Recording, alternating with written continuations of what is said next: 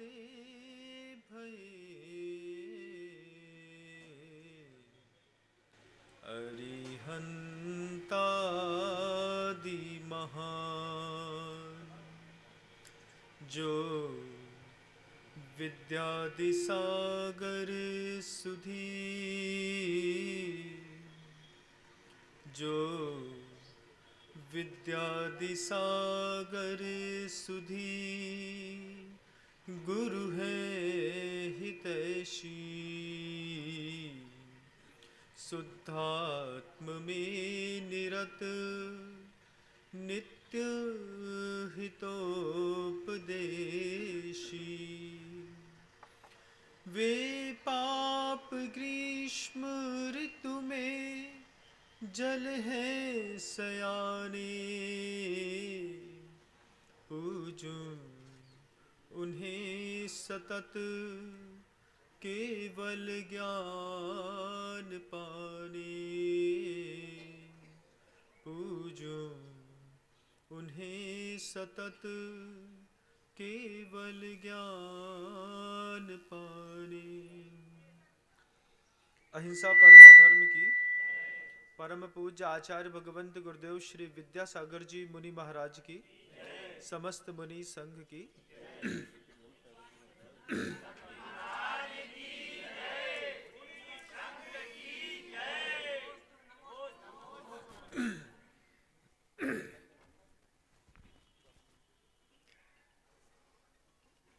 दीक्षित होने के बाद गुरुदेव निरंतर ग्रंथराज समय सार का पान साधक वर्ग को कराते रहते हैं। हम लोगों को भी कराते रहते थे, हमेशा बार बार कहते थे शुद्धोपयोग की ओर दृष्टि लेकर के जाओ, क्योंकि शुद्धोपयोग ही एक ऐसी परम अवस्था है जिसमें इस पंचम काल में सुख मिलता है। क्योंकि जब तक द्रव्य, क्षेत्र, काल, भाव ये चार चीजें उच्चतम और प्रकृष्टता को प्राप्त मुक्ति की योग्य न मिले, तब तक अपनी अपनी अवस्था के अनुरूप साधकों को अपना अपना कर्तव्य जरूर करना चाहिए। गृहस्थ है, शुभोपयोग करना चाहिए। शुभोपयोग क्या है महाराज? देव शास्त्र गुरु से जुड़े हुए सारे वे क्रियाकलाप जिनके माध्यम से उपयोग की दशा जो है वो बाहर नहीं जाती। जैन दर्शन में दो उपयोग हैं, शुद्धोपयोग और अशुद्ध उपयोग। अशुद्ध उपयोग के दो स्थितियां बनती हैं, शुभोपयोग और अशुभोपयोग। वो अशुद्ध की ही बनती हैं दो स्थितियां, शुभ और अशुभ की। अब उसमें जो वो अशुद्धोपयोग है, वह अशुद्धोपयोग ऐसा नहीं है कि बेकार हो गया, कि उसको फेंक देना है। वो भी, उसमें भी नए विपक्षा को देखते हुए देखा जाता है कि कौन से गुण स्थान में कौन सा व्यक्ति बैठा हुआ है, कैसी किसकी परिस्थितियां हैं, तो वो क्या कर सकता है। चतुर्थ गुण स्थान वर्ती अगर शुद्धोपयोग कर सकता होता तो फिर परिग्रह के छोड़ने की कोई बात जैन दर्शन में आती ही नहीं। सर्व कर्म विप्रमोक्षो मोक्ष है, वह जो सूत्र है वो सारे पापों से हट करके कुछ करने के लिए प्रेरणा देता है, त्याग के लिए प्रेरणा देता है। यहां पर गुरुदेव लगातार दीक्षित होने के बाद सिखाते रहे, बार बार कहते रहे, देखो शुद्धोपयोग की ओर दृष्टि लेकर के जाओ। कुंद कुंद भगवान की वे पवित्रतम गाथाएं बार बार वो कहते, और ये भी कहते कि शुरुआत में थोड़ा बहुत जो समय होता है वो इधर उधर की चीजों में निकल जाता है, लेकिन एक आध साल निकलने के बाद साधु को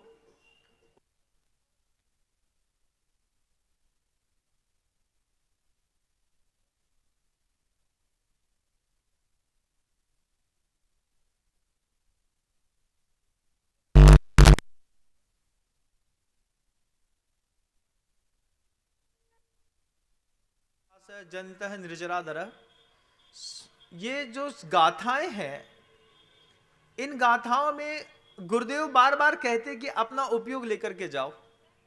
उपयोग लेकर के जाते, लेकिन जहां वो ले जाना चाहते वहां तक हम पहुंच नहीं पाते। एक पूरा 1.5 साल निकलने के बाद एक बार एक साधक ने आचार्य सिंह जी के सामने जाकर के रोने लगा। रो करके कहता है कि महाराज, मुनि बने थे, मुनि बनने के बाद आप जैसा कहते थे कि कुछ समय पश्चात जो है वो शुद्धोपयोग में बहुत आनंद आएगा, शुद्धोपयोग बहुत अच्छा लगेगा, लेकिन यहां तो कुछ समझ में ही नहीं आ रहा है। आंख बंद करके आसन लगा करके बैठते हैं और जैसे ही बैठ जाते हैं और बैठने के बाद या तो नींद आ जाती है या फिर उपयोग कहीं और चला जाता है, लेकिन वो शुद्धोपयोग का आनंद नहीं आ रहा है। मुझसे चूक कहाँ हो गई।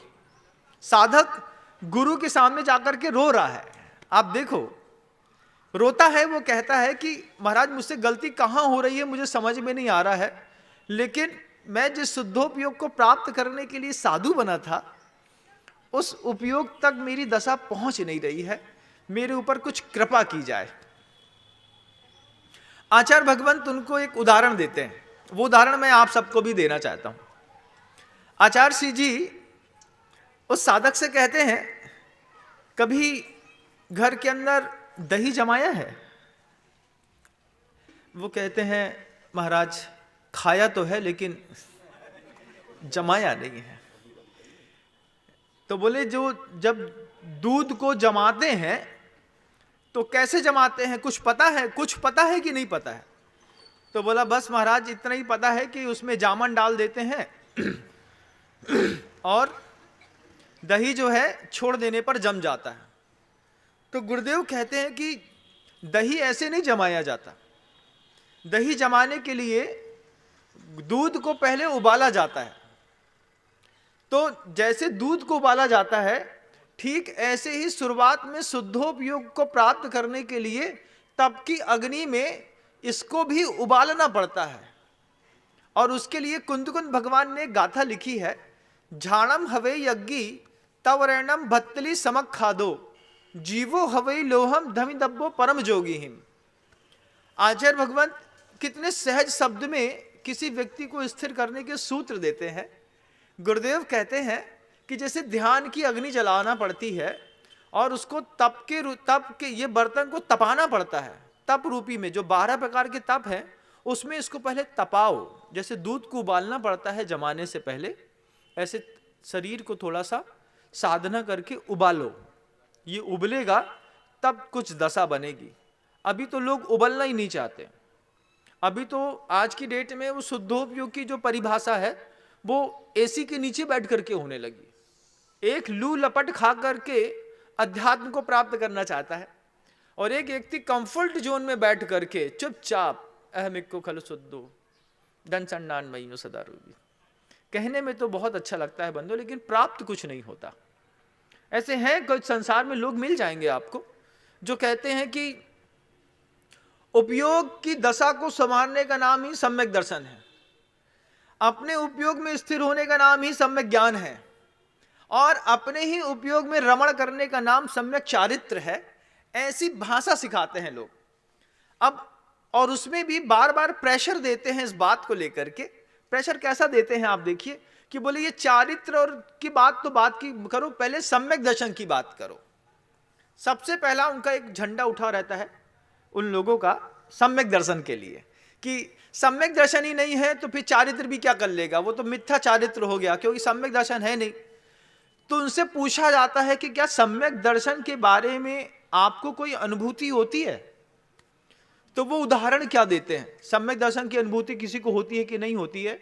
ऐसे लोग उदाहरण देते हैं, अरे भैया जब किसी महिला को प्रसव होता है तो क्या उसको पता नहीं चलता कि प्रसव हो रहा है? दर्द होता है कि नहीं होता है? उसको अपने आप पता चलता है कि हाँ संतान होने वाली है, हो रही है। ऐसे जब सम्यक दर्शन होता है तो क्या पता नहीं चलेगा कि सम्यक दर्शन हो गया है? अब ये अपन को सबको समझने की बात है, कितनी बात थोड़ी सी गहरी है लेकिन मैं हल्के से बताता हूं, आप समझ जाएंगे उस बात को। जो लोग ये कहते हैं कि सम्यक दृष्टि को इस बात का एहसास होता है कि हम सम्यक दृष्टि हैं, ये बात सर्वथा गलत है। सम्यक दृष्टि को कभी भी इस बात का एहसास नहीं होता कि मैं सम्यक दृष्टि हूं। अगर सम्यक दृष्टि को इस बात का एहसास होता कि मैं सम्यक दृष्टि हूं, तो फिर राम केवली भगवान के पास जाकर के क्यों पूछते कि महाराज मैं भव्य हूं कि अभव्य हूं? आप पद्म पुराण में देखिए, और वो क्या ये उदाहरण देते हैं। अब भाई महिला को प्रसव होना ये पुद्गल की क्रिया है, और सम्यक दर्शन की उत्पत्ति ये चेतना की क्रिया है। उस दृष्टांत को इस दृष्टांत के साथ जोड़ करके आप क्या सिद्ध करना चाहते हैं, एक बार थोड़ा स्पष्ट होकर के कोई किसी को समझाने की कोशिश करे। तो वो कहते हैं इस बात को कि सम्यक दर्शन जो है, आपको मेरी बात समझ में आ रही होगी, आना चाहिए आपको, कि संतान की उत्पत्ति पुद्गल से होती है, लेकिन सम्यक दर्शन चेतना का खेल होता है बंधु। वो चेतना के वैसे विशुद्धि परिणाम है जो उस विशुद्धि परिणाम के माध्यम से आपको जो है सुख मिलता है, लेकिन सम्यक दृष्टि को इस बात की बिल्कुल भी पता नहीं रहता कि हम सम्यक दृष्टि हैं कि नहीं है।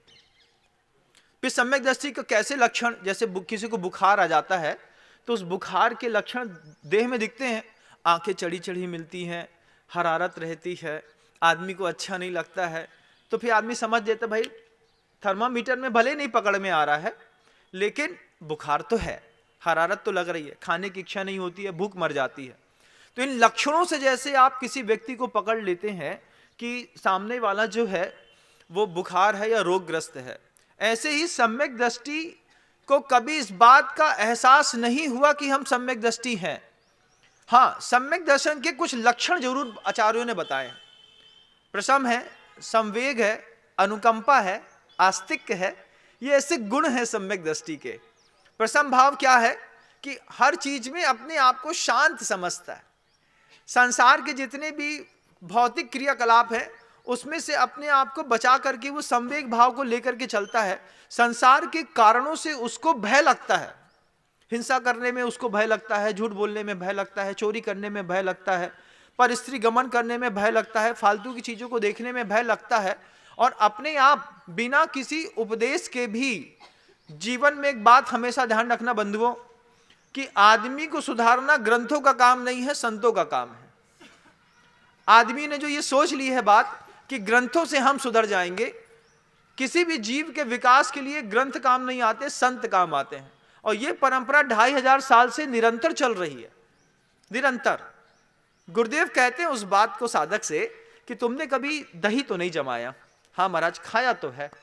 हम आपसे भी पूछना चाहते हैं, दोनों बात आपको समझ में आएगी धीरे धीरे। वो कहता है मुझे शुद्धोपयोग का रस नहीं आ रहा है, और रो रहा है आचार्य जी के सामने। गुरुदेव कहते हैं अगर दही जमाया हो तो समझ में आए कि पहले दूध को उबालना पड़ता है, उबालने के बाद उसको उबले पानी, उबले उबले में अगर मान लो हमने जामन डाल दिया तो जम जाएगा, क्या हो जाएगा? फट जाएगा। फिर सीधे अपने आप छेना बनेगा, अब वो भी वो फैला हुआ बनेगा, है ना। फिर कुछ और बनाना पड़ता है, उसमें से क्या बनाना पड़ता है आप लोग बहुत अच्छे से जानते हैं। दुनिया में दूध एक बहुत अच्छी चीज है, जितना फटता है उतनी उसकी कीमत बढ़ती है। दूध के साथ है, दूध 50 रुपए लीटर, अगर मान लो दही जमा दिया तो 100 रुपए लीटर। दूध में अगर एक नींबू का निचोड़ करके उसका पनीर बना दिया तो 250 रुपए लीटर।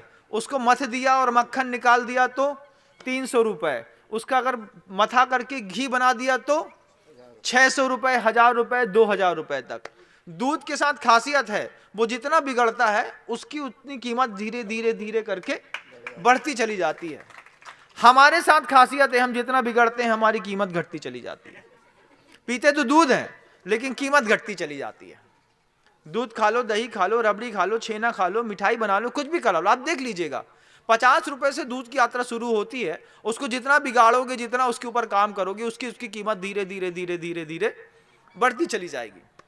गुरुदेव कहते हैं शिष्य से कि भैया दूध को पहले उबालो, उबालने के बाद उसमें जामन नहीं डालते, उसको पहले ठंडा करो और ठंडा कर दो। ठंडा करने के बाद जब उसमें 10-15%, 20% का टेम्परेचर हल्का सा गुनगुनापन बना रहे, तब जाकर के उसमें जामन डालना पड़ता है। समझ में आई? हाँ आई महाराज।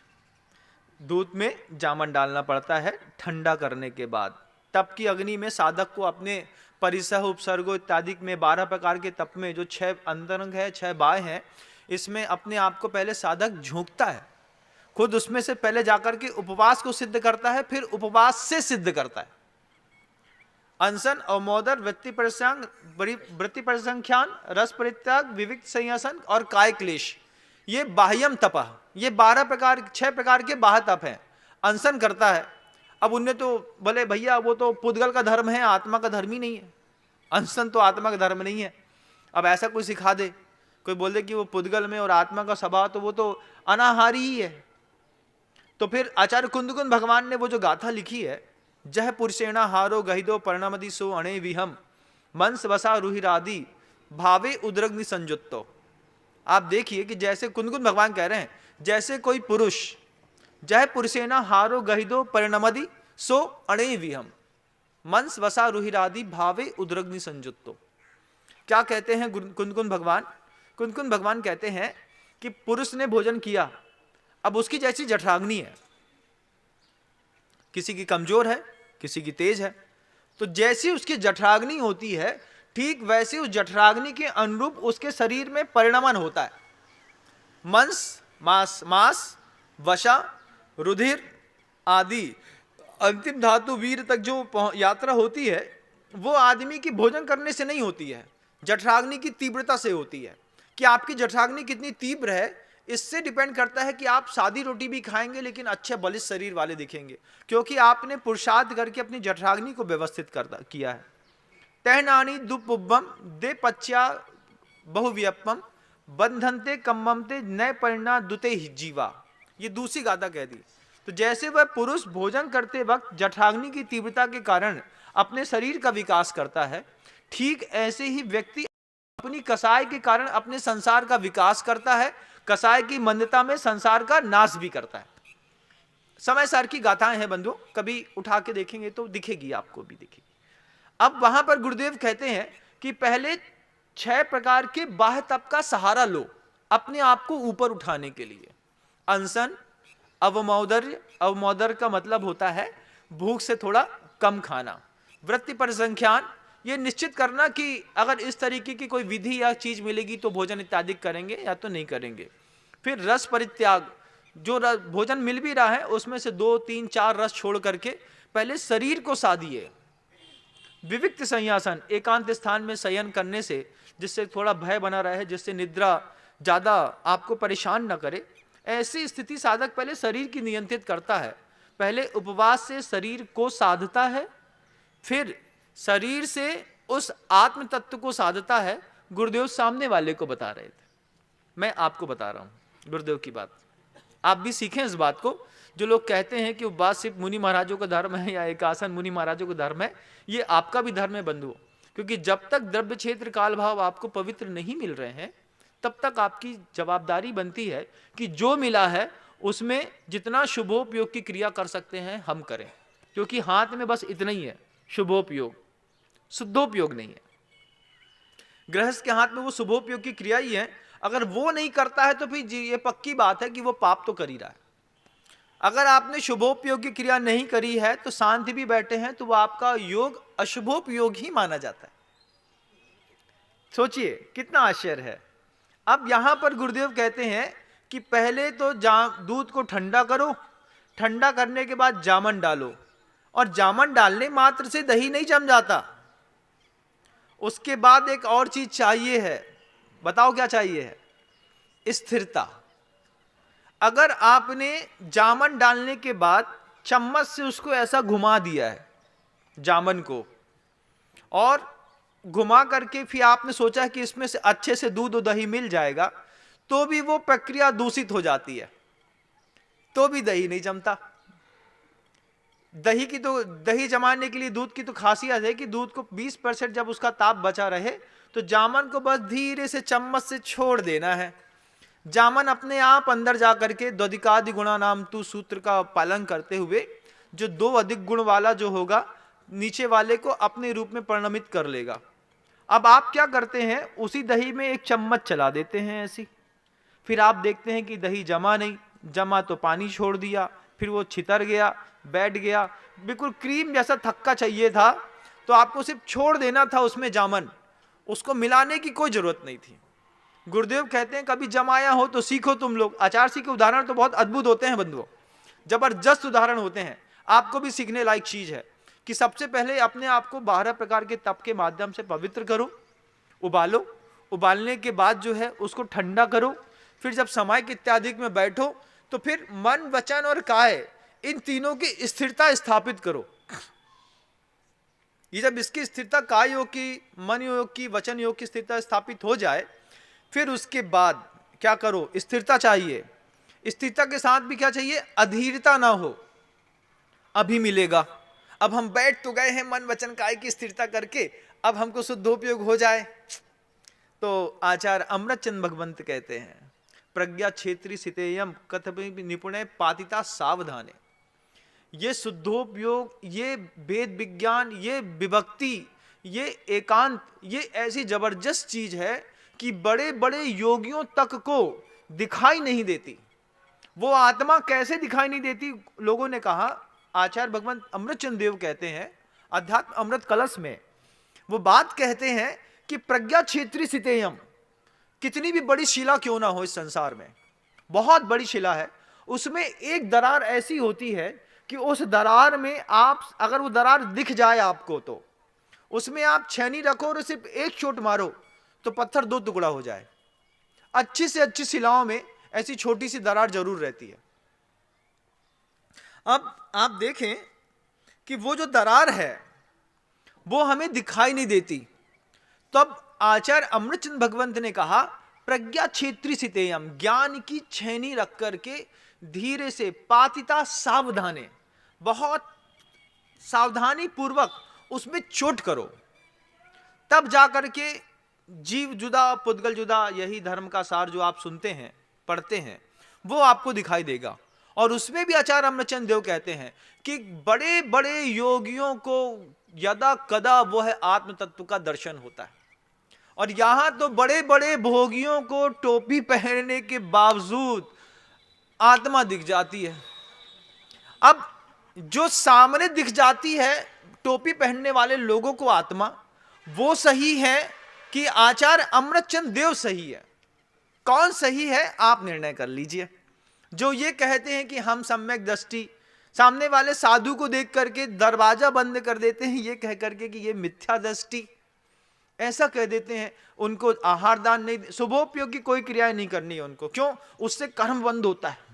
सो वर्ण नियम पी नीलियम बंधति काला तम पी जय पुरुषम। समय सार की हर गाथा याद है, आप किसी गाथा से बात कर लें, वो कहते हैं कि वो बंधन तो बंधन है, चाहे पुण्य का हो चाहे पाप का बंधन हो, ऐसा समझाया। अब भैया पुण्य के बंधन में और पाप के बंधन क्या एक है? 250 ग्राम की लोहे की हथकड़ी लगा दो और 250 ग्राम का एक हाथ में ब्रासलेट पहना दो सोने का, दोनों की अनुभूति एक होती है? हथकड़ी पहना दी हमने, पाप की हथकड़ी है, हथकड़ी तो हथकड़ी है, बंधा तो है, बंधा तो है, लेकिन जब आपको हथकड़ी पहनाई जाती है तो हथकड़ी पहनने के बाद जब आप रोड में निकलते हैं तो आपको अनुभूति कैसी होती है? कैसी अनुभूति होती भैया? ऐसी अनुभूति होती है महाराज की शर्म से गड़ जाए, एक सड़ा सा दुपट्टा ही होता है इसके ऊपर डाल लेते, कोई जो ना देख पातो कि हथकड़ी पहना के जा रहे हैं। और वहीं पे सोने का अगर 250 ग्राम का ब्रासलेट मिल जाए, या फिर यहाँ पे एक लॉकेट लटकवा दो दुबई से ला करके, जिसमें अच्छा सूरज बना हो, चौड़ा चौड़ा, मोटी 3 चैन पहने हो, ये बंधन में और लोहे के बंधन क्या एक है? क्या दोनों का अनुभव एक है? एक है? नहीं है, दोनों का अनुभव अलग अलग है बंधुओं। लेकिन उनको चूंकि कुछ करना नहीं है, चौके लगाने नहीं है, साधु को आहार दान देना नहीं है, और उनको तो कसौटी का पत्थर है उनके घर के अंदर, पता नहीं कौन से आले में रखा है कि देखते चश्मा लगा के देखते हो ऐसा पकड़ लेते हैं, ये तो मिथ्या दृष्टि साधु है, ये सम्यक दृष्टि है, ये भावलिंगी है, ये द्रव्यलिंगी है। उनको पता नहीं कहां से दिख जाता है, और हमको आके बताते नहीं कि महाराज जी सम्यक दृष्टि की ये पहचान है, मिथ्या दृष्टि की ये पहचान है। कोई बताए तो कि पुद्गल के धर्म में और चेतना के धर्म में कहां पे अंतर होता है। तो ऐसा कुछ दिखाई नहीं देता बंधु। मैं क्रिटिसाइज नहीं कर रहा हूं किसी की, मैं इस बात को बताना चाह रहा हूं कि मां जिनवाणी सामने होने के बावजूद एकांत का आश्रय लेकर के कुछ लोगों ने शुभोपयोग की सारी क्रियाओं को बंद कर दिया।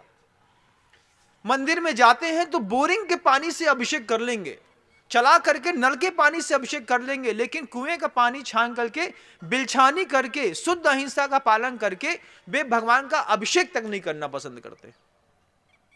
क्यों? अरे हमको जो पसंद है हम वही करेंगे। ये क्या बात हो गई? जब आचार्यों ने आज्ञा दी थी, आपको आगम ग्रंथ में सिखाया गया था, क्रिया क्रोश में बोली गई थी ये बात कि जल गालन करिए, पानी छानिए, धीरे से सावधानी पूर्वक बाल्टी को कुएं तक पहुंचाइए, कड़े वाली बाल्टी लीजिए, सावधानी पूर्वक परात में नीचे रख करके पानी को छानने के बाद बिलछानी करने के बाद प्रासुक द्रव्य से अच्छे से उबालिए पानी को, फिर श्री जी का अभिषेक करिए। कितना पवित्र व्यवस्था बनाई है आगम ग्रंथों में। आचार्यों की बात आप क्यों नहीं मानते? जब आत्मा की बात सुनना चाहते हो तो आत्मा तक पहुंचने की जितनी भी बातें हैं गुरुदेव ने ही तो कही है। कोई सामान्य से पंचम काल का साधु थोड़ी कह रहा है। तीर्थंकर सर्वज्ञ देव की वाणी से निश्चित है वे शब्द कि भगवान का अभिषेक होगा तो शुद्ध जल से जिसकी बिलछानी की गई। अब क्या हैंडपंप की, बोरिंग के पानी की, नल की, आरओ की क्या कोई बिलछानी होती है? क्या उसमें जलगालन की क्रिया होती है? जब शुरुआत में ही आपसे अहिंसा नहीं पली तो फिर आप क्या जलगालन और क्या अभिषेक आपका? जब साफ साफ क्रिया कोश में लिखी है ये बात, श्रावकाचार्य बार बार साफ साफ कह रहा है 54 अंगुल चौड़ा 54 अंगुल लंबा छन्ना हो, जिसमें सूर्य की रोशनी से देखो तो दिखाई नहीं देती हो, ऐसे पानी, ऐसे छन्ने से पानी छानिए जो शुद्ध हो, फिर उससे आप अभिषेक करिए, पूजन करिए, खुद के लिए भोजन करिए। साधु परमेष्ठी आते हैं तो उसको भी उन्हीं का भोजन दीजिए। लेकिन हमारे यहाँ बड़ी कंट्रोवर्सी है भाई।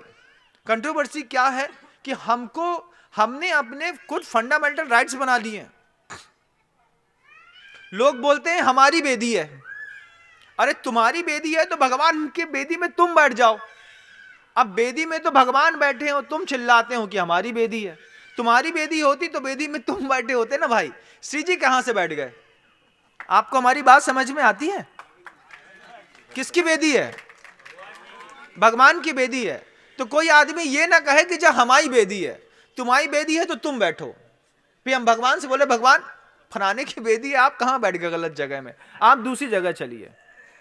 एक बार किसी भी चीज को बनाने के बाद उसमें से स्वामित्व पने को अलग करना पड़ता है। और पक्का मुमुक्षु जो होता है वो स्वामी, कर्ता और भोक्ता, ये तीनों की परिस्थिति से ऊपर उठा हुआ होता है। तीनों की परिस्थितियां उसके दिमाग में कभी होती नहीं कि मैं किसी का स्वामी हूं, मैं किसी का कर्ता हूं, या फिर मैं किसी का भोक्ता हूं। ये स्वामी, कर्ता, भोक्ता की स्थिति से जो नहीं उठ ही नहीं पाया है, वो मुमुक्षु हो कैसे कर सकता है? आपको भी सोचना और समझना है बंधुओं। क्योंकि मुझे दिखाई देता है तो फिर मैं कुछ सुन भी लेता हूं, सुन लेता हूं तो कुछ बोलने का प्रयास करता हूं। कुंद कुंद भगवान सामने बैठे हुए हैं और आचार्य परमेष्ठी सामने बैठे हैं। सामने वाला साधक कह रहा है महाराज मुझे शुद्धोपयोग का सुख न मिला, आप बताइए क्या करें? गुरुदेव कहते हैं सबसे पहले उबालो, उबालने के बाद ठंडा करो, ठंडा करने के बाद किसी गाथाओं का कोई जामन डालो, और जामन डालने के बाद कोई एक गाथा पकड़ लो, कोई भी समय सार में 449 गाथाएं लिखी हुई हैं, उसमें से कोई भी एक गाथा पकड़ लीजिए। देखिए उस एक गाथा का निरंतर चिंतन करने पर आपकी दशा कैसे पवित्र नहीं होती। लेकिन हमने कुछ और ही पकड़ के रखा हुआ है। गुरुदेव पूछते हैं सामने वाले साधक से, क्यों भाई, कि जामन डालने से और स्थिर होने से मात्र ठीक हो जाता है क्या? घर में बच्चे हैं, गर्मी के दिन आ रहे हैं, अभी आप देखिएगा मम्मी ने दूध में जामन डाला और जमाने रखा, आधे घंटे बाद जाकर के बच्चा परैया हटा करके देखता अभी तो नहीं जमा। अच्छा अभी नहीं जमा तो फिर मम्मी कहती है तुम बार बार उसको छुओ मत। क्यों? ये अधीरता भी दही को जमने नहीं देती। मोक्ष मार्ग में भी किसी भी चीज की आकुलता जो है वो व्यक्ति को जमने नहीं देती। वो आकुलता क्या है? आपके यहां की सफलता का राज और हमारे यहां की सफलता का राज बिल्कुल अलग है। वो आकुलता जमने नहीं देती जैसे दही को, ऐसे ही गुरुदेव कहते हैं कि चित्त में जो आकुल परिणाम हो रहे हैं वे आकुलता के माध्यम से साधक कभी शुद्धोपयोग की दशा को प्राप्त नहीं कर पाता। तो महाराज मैं क्या करूं? महाराज मुझे तो शुद्धोपयोग चाहिए, मुझे वो शुद्धोपयोग मिल जाए तो मेरा भला हो। बार बार उसका ऐसा भाव तो होता है, लेकिन वो प्राप्त नहीं कर पाता अपनी असक्षमता के कारण, क्योंकि उसकी उद्राग्नि कुछ ऐसी है, उस उद्राग्नि के कारण जो है उसको वो चीज पच ही नहीं रही है। हम क्या करें महाराज जी? तो बस पहले दही जामन की वो विधि से सीख लो, और उसमें सीख लो स्थिरता हो, अधीरता ना हो, उसके बाद जामन डालने के बाद थोड़ी देर छोड़ दिया गया हो, बार बार देखा ना गया हो। कब तक करें महाराज? एक दिन कर लिया, सुबह भी किया था, अच्छा माहौल था, दोपहर भी किया, शाम को, तीनों टाइम में नहीं दिखी। ऐसा नहीं दिखता भाई। अब कोई पूछ बैठे कि साधना कब तक करनी शुद्धोपयोग की, तो जब तक शुद्धोपयोग का फल प्राप्त ना हो जाए तब तक निरंतर साधक 24 मतलब 24 घंटे में 3 बार, सवा दो घंटे के लिए, 3 घड़ी के लिए तो बैठते ही हैं। क्यों? काय के लिए? उस शुद्धोपयोग की प्राप्ति हो। उससे क्या होगा महाराज? बस सर्व कर्म विप्रमोक्षो मोक्षा। तो क्या घर में हो जाएगा? अरे भ्रम में मत रहियो भैया। जे मत सोचिए कि तुमने 2-4 मूर्तियां स्थापित कर दी और उनमें परैया ठोंक दी और उनमें एक अभिषेक कर दो तो तुम शुद्धोपयोगी हो गए। गलत बात, ऐसा तो होता ही नहीं। क्या करना है महाराज श्री? मुझे आपके यहां की सफलता में और इधर की सफलता में अंतर है। जीवन में खुशियों का गणित दोनों का एक है, आपका भी और हमारा भी। खुशियों का गणित क्या है? आप देखें कि आपको लगता है कि हम बहुत ज्यादा पैसे वाले हो गए तो सफल हो गए। खुशियों का गणित सफलता से नहीं चलता बंधु, खुशियों का गणित चलता है प्रसन्नता से। हम आपसे पूछना चाहते हैं, आपने 50-50 साल से घर के अंदर मेहनत करते हैं, पुरुषार्थ करते हैं, पैसा कमाते हैं, संपत्ति करते हैं, व्यवसाय बढ़ाते हैं। आप अपनी कॉपी में अपने हाथ से लिख के बताइए कि जिंदगी के कितने दिन, कितने घंटे, कितने मिनट रहे हैं जो आपने प्रसन्नता के साथ गुजारे हैं। प्रसन्नता के साथ आपने कितने दिन गुजारे आज तक? चाहे वो 5 साल का बच्चा हो और चाहे वो 85 साल का वृद्ध हो, हम सबके ऊपर ये बात पूछना चाहते हैं। प्रसन्नता का मतलब महाराज, प्रसन्नता का मतलब शांति, प्रेम और प्रसन्नता, 3 चीजें ढूंढ लो पहले। शांति का मतलब महाराज सुख क्या चीज है? बड़ा विचित्र है, ढूंढना बड़ा विचित्र है, क्योंकि हम आज लग गए हैं। शुरुआत में जब छोटा सा बच्चा 22 साल का होता है और जॉब करने के लिए कहीं जा रहा होता है तो उसके दिमाग में ये चीज रहती है कि मुझे पैसे कमा करके अपना जीवन सुखमय बनाना है।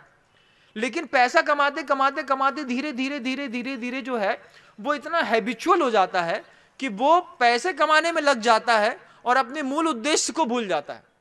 कुछ प्रवृत्ति ऐसी होती है कि आदमी उसमें भटक जाता है।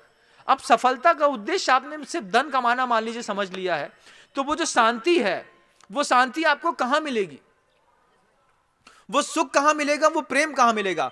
प्रसन्नता के कितने दिन आपने अपने घर के अंदर गुजारे हैं? आप हमें खुद बताइएगा, अपने हाथ से खुद सोच के बताइएगा।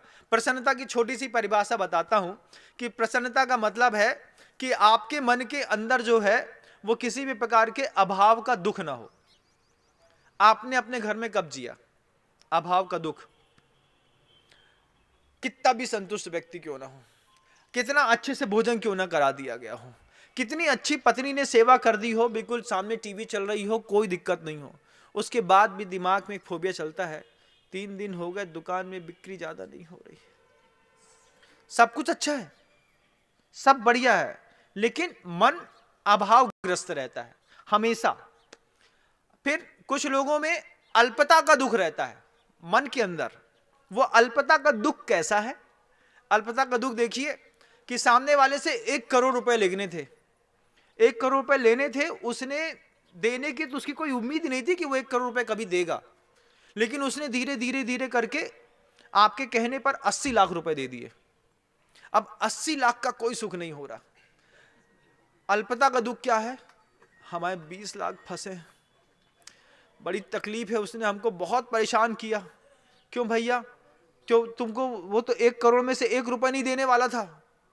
फिर अरे 80 लाख तो मिल गए लेकिन वे 20 लाख, ये क्या है?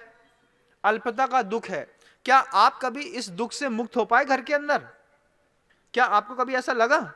फिर काय की शांति है? सफलता की क्या परिभाषा है आपकी? सफलता की यही परिभाषा है कि आपके जीवन में अभाव का दुख ना हो, आपके जीवन में अल्पता का दुख ना हो, आपके जीवन में अधिकता का दुख ना हो। अधिकता का भी कोई दुख होता है महाराज? अधिकता तो कितना भी आ जाए। अभी हम बता रहे अधिकता का दुख क्या होता है। दामाद जी ससुराल में गए लेने के लिए, अब लेने तो गए, पहुंच गए, अब दामाद की पैर पुजाई तो खूब होती है। साली ने कहा जीजा जी 1 बाटी और खा लो। फिर सासू माँ ने कहा अरे लाला जी 1 खीर की पुड़िया और खा लो। फिर पीछे ससुर आ गए, उन्हें कही हमारी तरफ से 2 रसगुल्ला खा लो। अब अधिकता का दुख क्या है? जहां तक गले तक ठूस ठूस के भर दिया। अब पेट में इतना फंस गया है बेचारा कि वो दर्द कर रहा है। क्या हो गया? अब भैया देखो हम शाम को ना खा पाएंगे, शाम को खिचड़ी। नहीं लाला जी ऐसा कैसे? लाला जी शाम को खिचड़ी कैसे?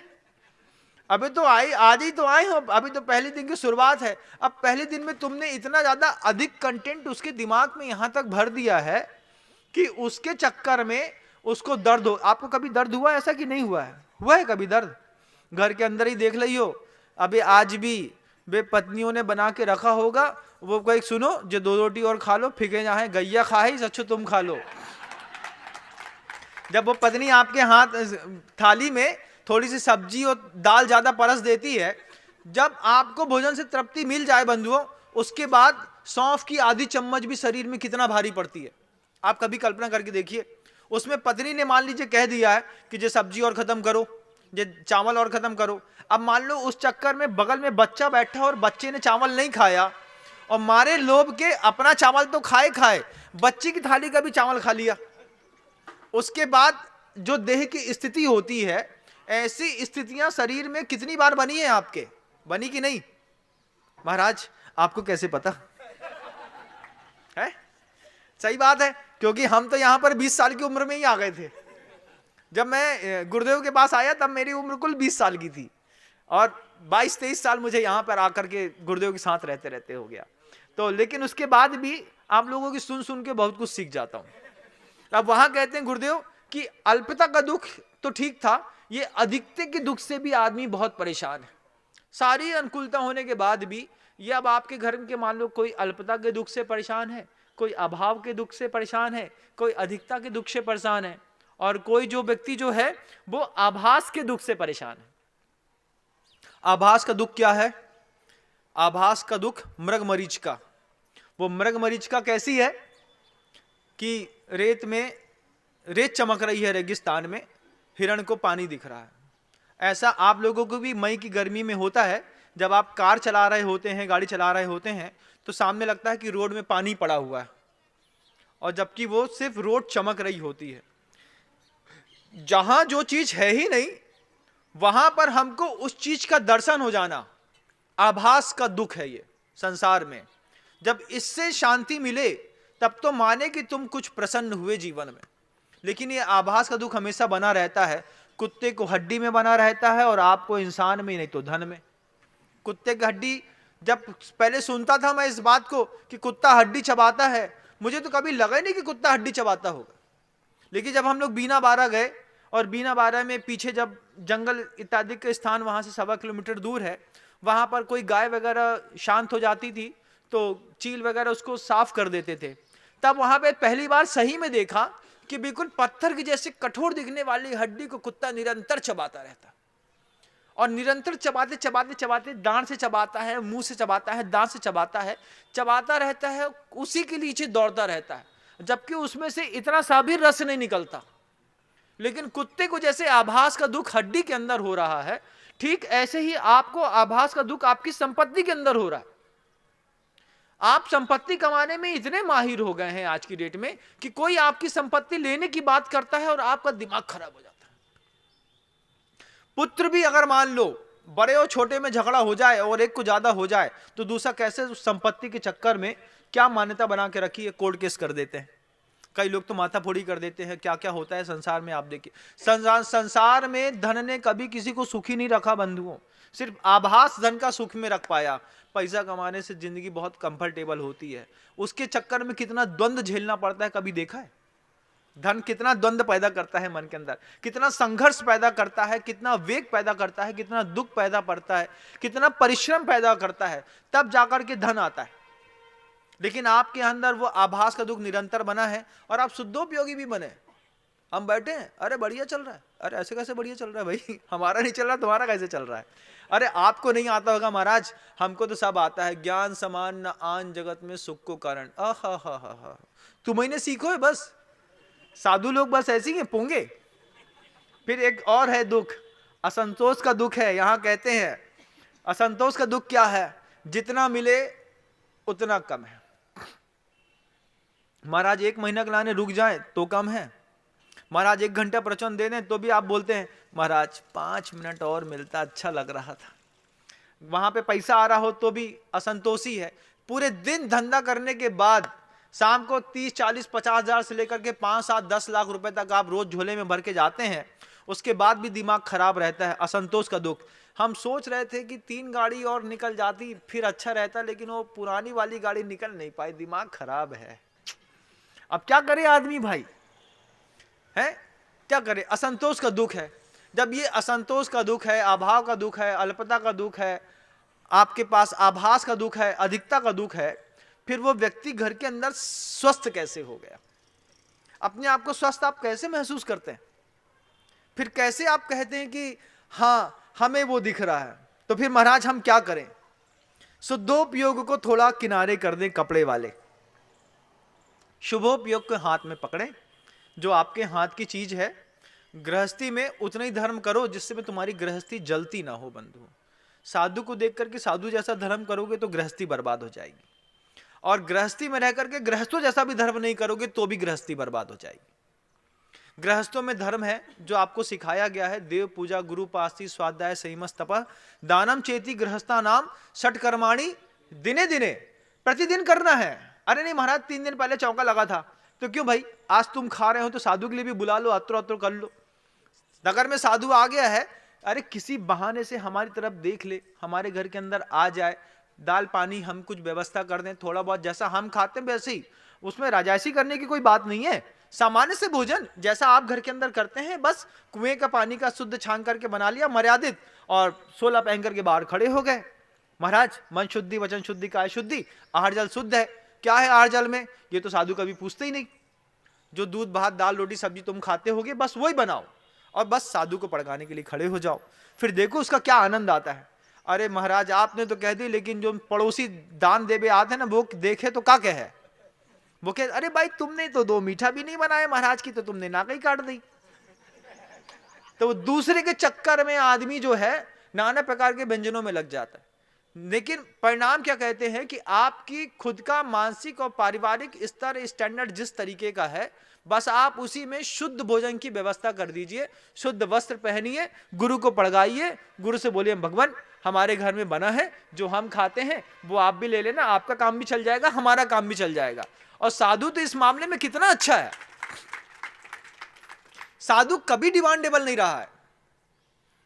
साधु ने कभी डिमांड नहीं करी कि शाही पनीर की सब्जी बनाइए, अच्छी तंदूरी रोटी बनाइए, चिल्ला पराठा बनाइए, तब जाके काम बनेगा। साधु ने कभी डिमांड नहीं करा।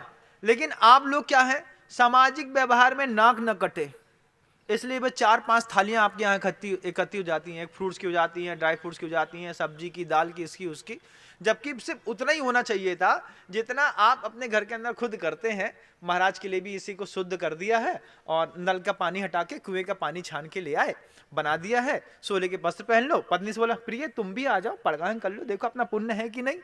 साधु आ गए तो जो है सो दे दिया, अपना पुण्य कमाया और चले गए। जब वो अकृत पुण्य बियाबान जंगल में दिगंबर मुनिराज को मात्र खीर खिला करके पुण्योपार्जन करके स्वधर्म स्वर्ग में जा सकता है, तो क्या आप शुद्ध जल और पानी दाल रोटी देकर के अपना पुण्य लाभ नहीं कर सकते? कर सकते हैं महाराज। फिर क्या है, लेकिन हमारी धारणा है महाराज पंचम काल में होत नहीं है। अब ये भी बड़ी विचित्र दशा है। हमारी धारणा है महाराज की पंचम काल में कौन नहीं होए, मुनि महाराज होत नहीं है, होत हैं तो भाई भावलिंगी को आहार देने। तो भैया वो चश्मा बता दो हमको कि किस में से तुमको भावलिंगी दिखता है, किस में से तुमको द्रव्यलिंगी दिखता है। द्रव्यलिंगी की क्या पहचान है, भावलिंगी की क्या पहचान है, आप हमको आके बता दो। नहीं समझ में आता तो हमारे कमरे में आके हमसे पूछ लो, हमको बता दो। अगर आप ही हमको बता देंगे तो एक आचार्य हम आपको भी अपना मान लेंगे, हम सुधार लेंगे। मान लो हमारे गुरु से हमको द्रव्यलिंग मिला है तो आपकी कृपा से हमको भावलिंग मिल जाएगा। बता दो कि भावलिंगी की पहचान क्या है। नहीं बताएंगे भी नहीं महाराज, और फिर शुभोपयोगी क्रियाएं भी नहीं करेंगे। ये बड़ी कंट्रोवर्सी है। आपका चूंकि समय हो गया है, थोड़ी सी बात और रखना चाहता था।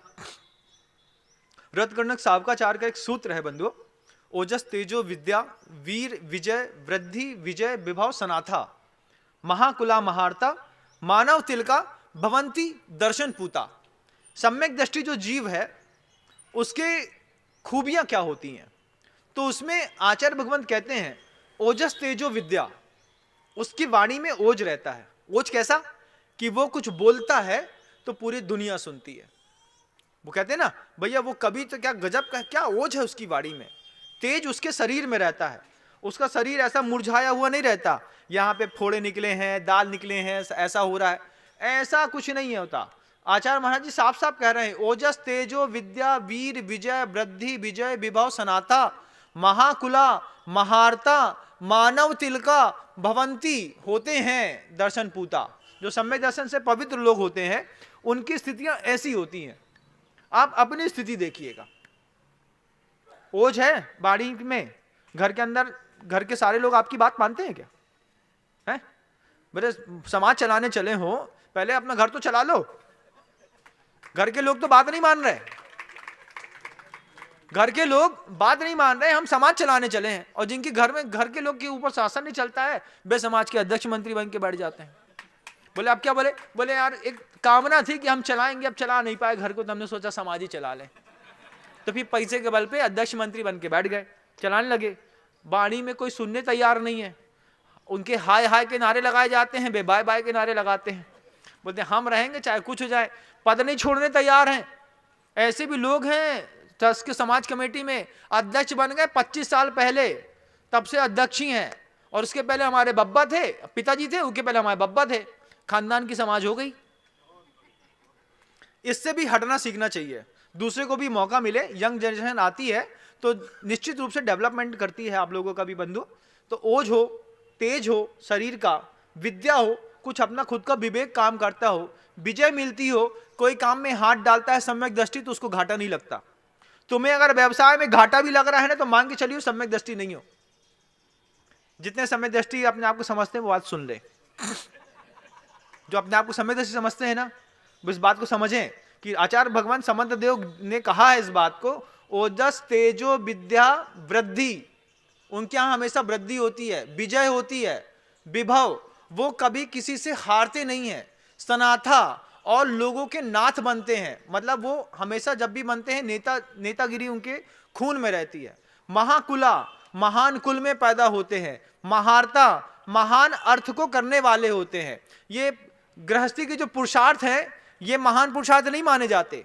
मोक्ष के पुरुषार्थ में पिछी कमंडल महार्था माना जाता है कि वो सम्यक दृष्टि घर के अंदर पैदा तो होता है लेकिन घर के अंदर मरता नहीं है।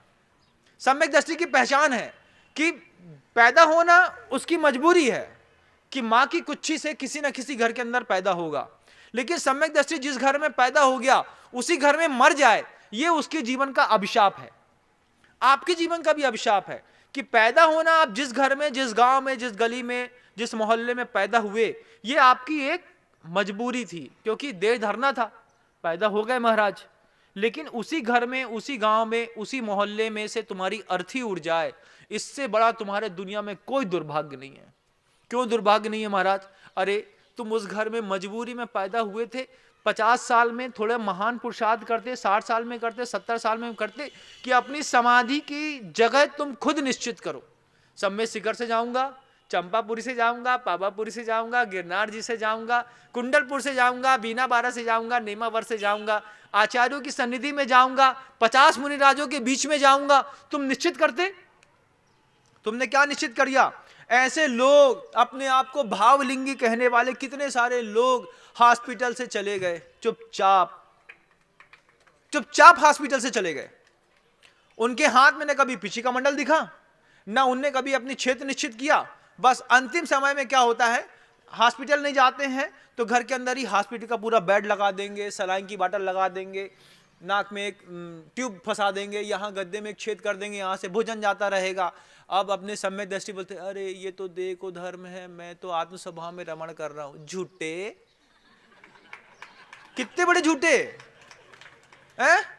अरे जब तुम्हें पता चल गया कि देह हमारा साथ नहीं दे रही है, तब तुम ये बात नहीं कह सकते थे कि उपसर्गे दुर्भिक्षे जरसी रुजायाम च नहीं प्रतिकारे धर्माय तनु विमोचन, कि जब उपसर्ग आ जाए, दुर्भिक्ष हो जाए, जब प्रतिकार करने में रोग की सामर्थ्य न बचे, तो धर्म के लिए मैं शरीर छोड़ देता हूं। अब शरीर के लिए धर्म छोड़ दिया। वो जाकर के सलाइन की बाटल चढ़ी है, रात भर रात्रि भोजन का तो त्याग था, अब यहां से पानी घुस रहा है। रात में गोली खिला दी महाराज, अब क्या बताएं, हमारे लड़के ने हमको गोली खिला दी, हमारी 7 प्रतिमा के व्रत थे। भैया ऐसा नहीं करो, इतना बड़ा झूठ भी अपने आप से मत बोलो। जो महापुरुष होते हैं, जो सम्यक दृष्टि होते हैं, वो जन्म के लिए तो बाध्य होते हैं, लेकिन मृत्यु के स्थान वो स्वयं निश्चित कर लें। तो बोले जीवन में एक समय ऐसा तो आ ही जाए जब हम अपनी मृत्यु का समय निश्चित करें और धीरे से संसार छोड़ करके आगे निकल लें। आप भी कोशिश करिएगा भाई बंधुओं, सम्यक दृष्टि हैं अगर आप, तो ये जो पूजा करते हैं, भगवान का अभिषेक करते हैं, शांति धारा करते हैं, इनकी क्रियाओं में और शुद्धता लाइए और पवित्रता लाइए, और साथ ही साथ आहार दान में भी पवित्रता लाइए, तीर्थ क्षेत्र की वंदनाओं में पवित्रता लाइए, दान देने में पवित्रता लाइए। कई बार आपको खुद पता होता है कि बेईमानी का हमने कितना पैसा कमाया है, ईमानदारी का कितना पैसा कमाया। एक बार घर के अंदर आत्ममंथन करके ये बात सोचो कि ईमानदारी से मैंने इतने पैसे कमाए हैं, ये पैसा मैं मंदिर में दे देता हूं, मेरी अगली पर्याय सुधर जाएगी। बेईमानी के पैसे से अपना पेट भरो, लेकिन ईमानदारी के पैसे से जिनालय का निर्माण करो, क्योंकि गृहस्थ हो, कुछ ना कुछ तो करते ही हो, लेकिन इस तरीके से करोगे तो थोड़ा सा और आनंद आएगा। आपका समय हो गया है, शब्दों को विराम देता हूं। जा वाणी के ज्ञान से सूझे लोकालोक, सो वाणी मस्तक नमु सदा देत हूं दो। मां जिनवाणी भारती तो जपो दिन रैन, जो